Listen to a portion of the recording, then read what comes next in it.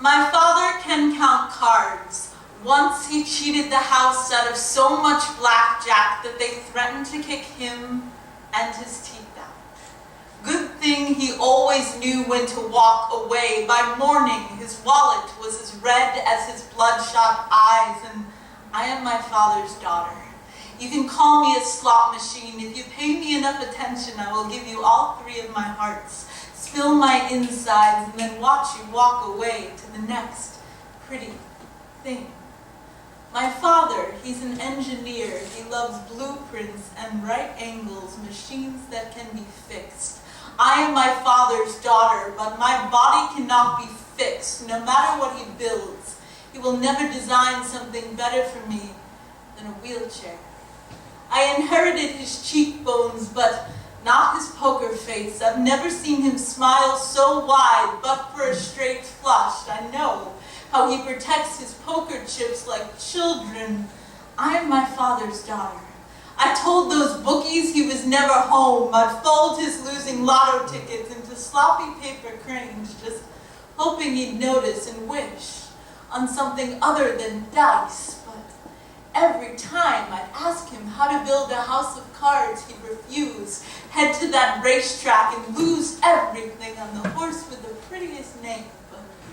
Of all the games in a casino, I prefer roulette.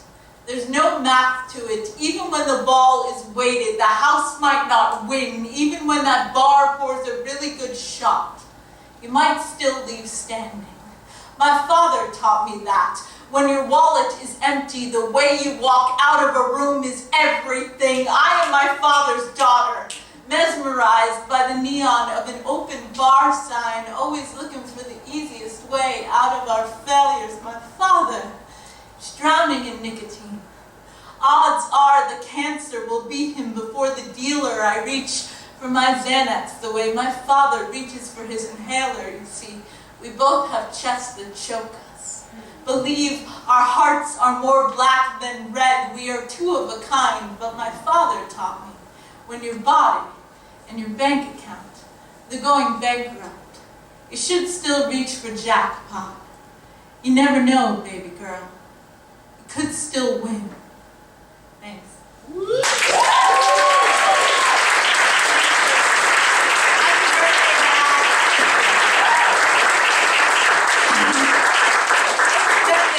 you. The only time my father will hear that poem is if I do it as a eulogy at his funeral, because he does not hear my poems, and that is the way that we like it, because we keep everything under the rug. This next poem is my only love poem.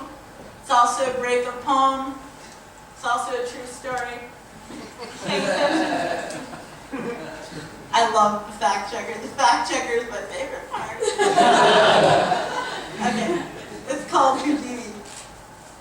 48 hours before I met you, I burned my foot, turned my toes purple, and swore off boiling water. He told me it was the best excuse for getting out of a blind date he'd ever heard.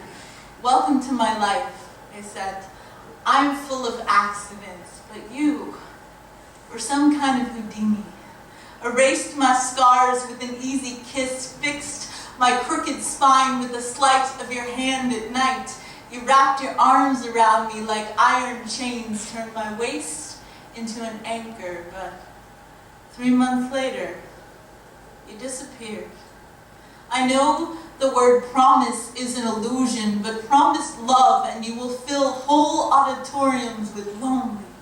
You can still look for me in the front row, wearing sequins every time you come back into town with your secrets and your handcuffs. You make me believe in magic again. Harry, I'll let you throw daggers at my heart. Just once, bend time for me. Prove we were real.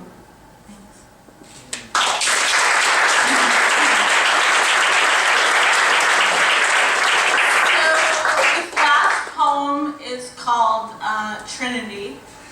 I think it's self-explanatory. I did not write it for the Encyclopedia Show, but I think it's fitting. So, thanks.